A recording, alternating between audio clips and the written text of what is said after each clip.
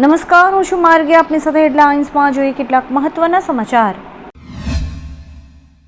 રાજ્યમાં સિંગ તેલ, કપાસિયા તેલના ભાવમાં 10 રૂપિયાનો વધારો થયો છે. ભાવ વધારા બાદ હવે સિંગ તેલના ડબ્બાનો ભાવ 2,900 રૂપિયાની સપાટી વટાવી ગયો છે, જ્યારે કે કપાસિયા તેલના ડબ્બાનો ભાવ 2,795 રૂપિયા થયો છે. સતત વધી રહેલા ભાવને કારણે ફરી એકવાર રસોડાનું બજેટ ખોરવાયું છે. કાચા માલની અછત અને પુરવઠામાં વિલંબના કારણે સિંગ તેલ અને કપાસિયા તેલમાં ભાવ વધારો થયો છે. ક્રિકેટર શિખર ધવને રોહિત શર્મા અને વિરાટ કોહલીને 2027 વન ડે વર્લ્ડ કપ રમવાને લઈને એક મોટું નિવેદન આપ્યું છે. ધવને વિરાટ અને રોહિતને લિજેન્ડ ગણાવતા જણાવ્યું કે તેમણે લાંબા સમય સુધી દેશ માટે શાનદાર પ્રદર્શન કર્યું છે. આ બંને ખેલાડીઓ વર્લ્ડ કપમાં વેલ્યુ એડ કરશે. આપણે જણાવી દઈએ કે વિરાટ અને રોહિત વર્લ્ડ કપ રમવા ઈચ્છે છે, પણ પસંદકર્તાઓએ હજુ સુધી કોઈ સ્પષ્ટતા નથી કરી. સીએનજીના સતત વધી રહેલા ભાવને લઈને રિક્ષા ભાડામાં વધારો કરવાની રજૂઆતો બાદ ભાડામાં વધારો મંજૂર કરાયો છે. નવા ભાવ 7મી ઓગસ્ટથી અમલમાં આવી ગયા છે. નવા ભાડા મુજબ રિક્ષામાં 1.2 કિલોમીટર માટે મિનિમમ ભાડું જે ₹20 હતું અગાઉ, તે હવે ₹25 નક્કી કરાયું છે. નવા ભાવ અમલમાં આવતા સામાન્ય જનતાના ખિસ્સા પર તેની અસર જોવા મળશે, જ્યારે કે બીજી બાજુ રિક્ષા ચાલકો માટે આ ભાવ વધારો રાહતરૂપ રહેશે. રાહુલ ગાંધીએ એક પોસ્ટ શેર કરી હતી, જેમાં લખાયું હતું કે ભારતની મહિલાની ઉર્જા દબાયેલી છે. તેમને પોતાની જાતને વ્યક્ત કરવાની સ્વતંત્રતા નથી અને કોઈ પણ દેશ ત્યાં સુધી સફળ ન થઈ શકે જ્યાં સુધી મહિલાઓ પોતાને વ્યક્ત ન કરી શકે. રાહુલ ગાંધીની આ પોસ્ટ પર કિરેન રિજ્જુએ રિપોસ્ટ કરતા લખ્યું છે કે કોંગ્રેસ દ્વારા એક સકારાત્મક સંદેશ મળ્યો છે અને હવે મને આશા છે કે કોંગ્રેસ પાર્ટી મહિલા આરક્ષણ બિલને કોઈ પણ શરત વગર સમર્થન કરશે. યુએસ સેનેટે 86-11ની બહુમતીથી ભારત સહિત 5 દેશો પર 100% સુધીનો ટેરિફ લગાવતું બિલ પસાર કર્યું છે. બિલ મુજબ ભારત, ચીન, સ્લોવાકિયા, હંગેરી અને અઝરબૈજાન પર 100% ટેરિફ લગાવી શકાય છે. બિલના શરૂઆતી મુસદ્દામાં 500% ટેરિફ લગાવવાનો પ્રસ્તાવ હતો, પરંતુ બાદમાં તેને ઘટાડીને 100% કરી દેવાયો હતો. ટેરિફનો મુખ્ય હેતુ રશિયાની તેલમાંથી થતી કમાણી ઘટાડવાનો છે, જેનાથી તેની યુદ્ધ લડવાની ક્ષમતા નબળી પડી શકે. રાજ્યમાં ચાંદીપુરા વાયરસના વધતા કેસ વચ્ચે રાજકોટમાં એક બાળકનું મોત થતાં આરોગ્ય વિભાગમાં દોડધામ મચી છે.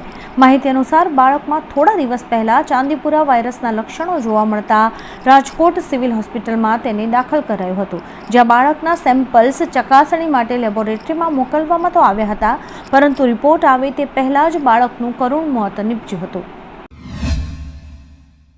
આસામમાં ધોધમાર વરસાદને કારણે અનેક વિસ્તારોમાં પૂર જેવી સ્થિતિ સર્જાઈ છે. પૂરના કારણે અત્યાર સુધીમાં 98 લોકોના મોત થયા છે.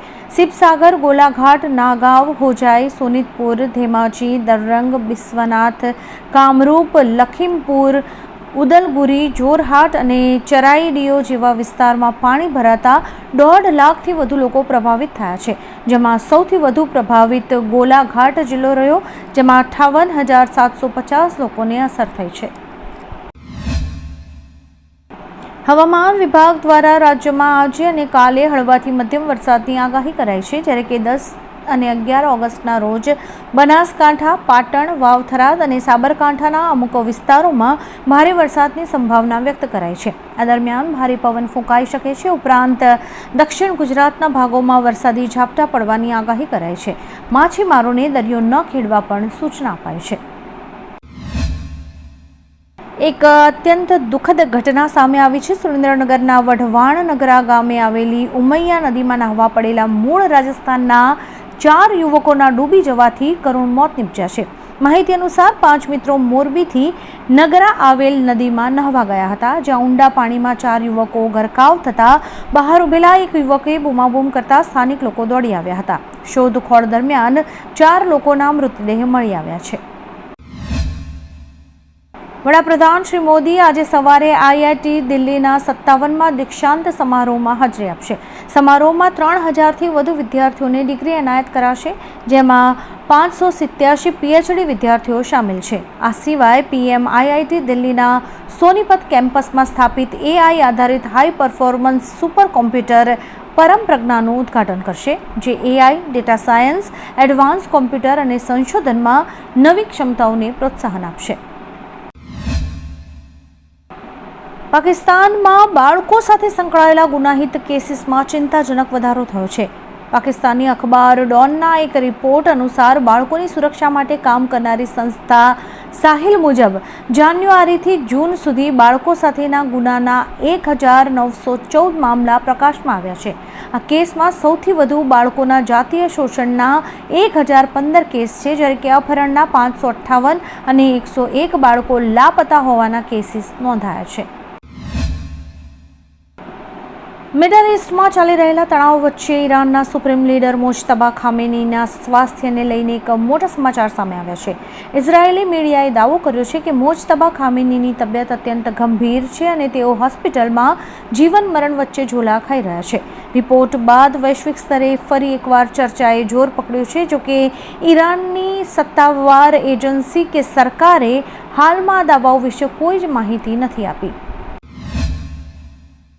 અરવિંદ કેજરીવાલે ગોવામાં E20 વિરુદ્ધ બ્યુગલ ફૂંક્યું છે. તેમણે કહ્યું કે E20 પેટ્રોલથી ગોવાની જનતા સૌથી વધુ પ્રભાવિત છે અને લોકોના 2 વ્હીલર અને 4 વ્હીલર માઇલેજ 25 થી 30% ઓછા થઈ ગયા છે. જનતાને અપીલ કરતા કેજરીવાલે કહ્યું કે E20 સરકાર ત્યારે જ પરત લેશે જ્યારે તેને ચૂંટણીમાં હરાવીશું. તેમણે કોંગ્રેસને વોટ આપવાનો કોઈ જ ફાયદો ન ગણાવી આપને વોટ આપવાની સલાહ આપી હતી. રાજ્યમાં આજે ઉચ્ચતર માધ્યમિક શિક્ષક અભિરુચિ કસોટી એટલે કે TET-HSની મુખ્ય પરીક્ષા યોજાવા જઈ રહી છે.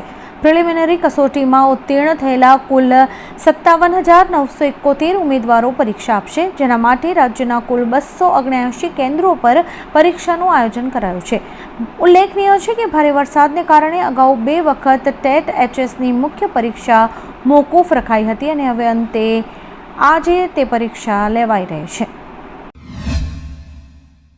આવા જ કેટલાક રસપ્રદ સમાચારો નિહાળવા માટે અમારી YouTube ચેનલને લાઇક, શેર અને સબસ્ક્રાઇબ કરો અને જોતા રહો હેડલાઇન્સ.